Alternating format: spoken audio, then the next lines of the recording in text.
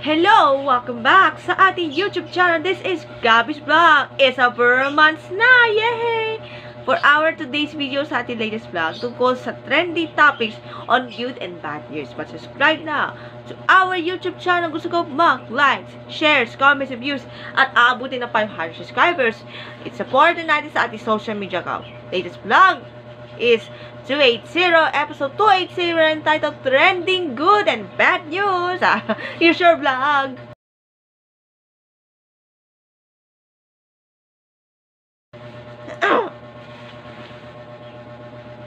Okay, simulan natin para natin about highlights on trending sports and showbiz news.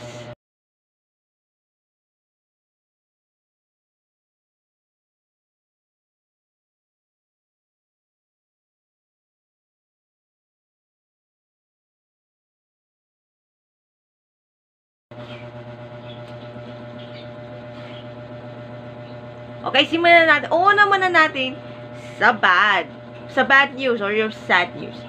Last Friday, natatapos na ang programang Heights 3, The Final Destination, with Skylove Cruz.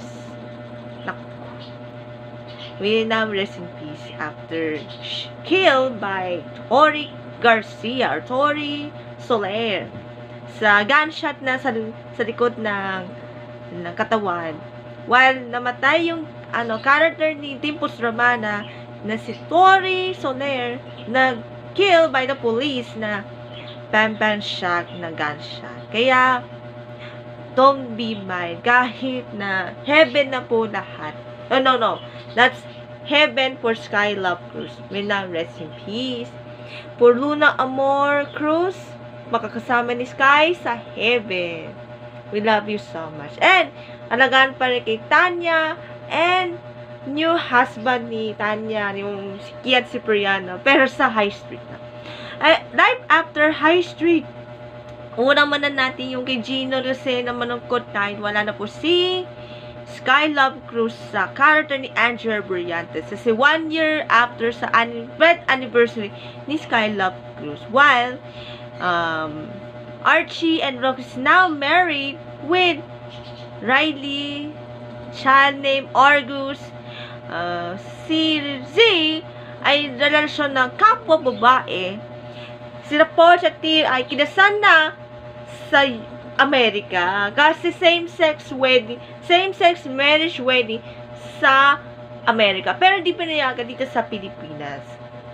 Anything. Yung ibang sila Kenji at Sanya ay friends na siya. While new relationship for Kenji ay kapwa lalaki at si Sanya ay may pag-ibig na lalaki. Kaya thank you so much and now sign off sa cast ng Senior High Street. We love you and thank you Dreamscape. Thank you ABS-CBN Studio. Napunta tayo sa good news. Ito na yung good news sa mga manonood ng music videos and sa MTV that NSYNC now nominees for Group of the Year sa ating MTV VMA along with Coldplay, Imagine Dragons, New Jeans, Tomorrow X Together, and 21 Pilots. Paano baboto sa ating VMAs Group of the Year? Go to vote at mtv.com+. Pero may stay tuned ka pa. Tapos, yung Instagram stories voting via BMAs. Kasi, via MTV at BMAs Instagram. A-announce kung kailan ang voting from September, I think sa 3 hanggang matatapos ang ating BMAs September 10. Diba? September 10 matapos ang ating voting for Group of the Year. Good luck, NSYNC! We love you so much, Justin, JC, Lance, Joey, and Chris.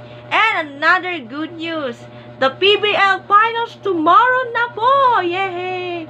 September 2 at the Smart Araneta Coliseum featuring the Creamline Cool Smashers and the PLDT High Speed Hitters. We're not sure kasi September 2 na bukas.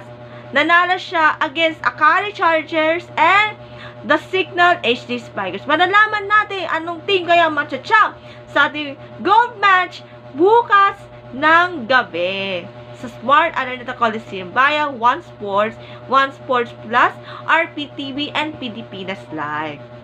Good luck sa team ni na Alyssa Valdez at kay Kim Pajardo.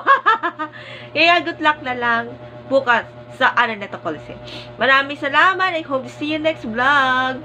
Vlog, vlog, vlog. Love, love, love. Happy Burma! So, see you man. Bye. God bless.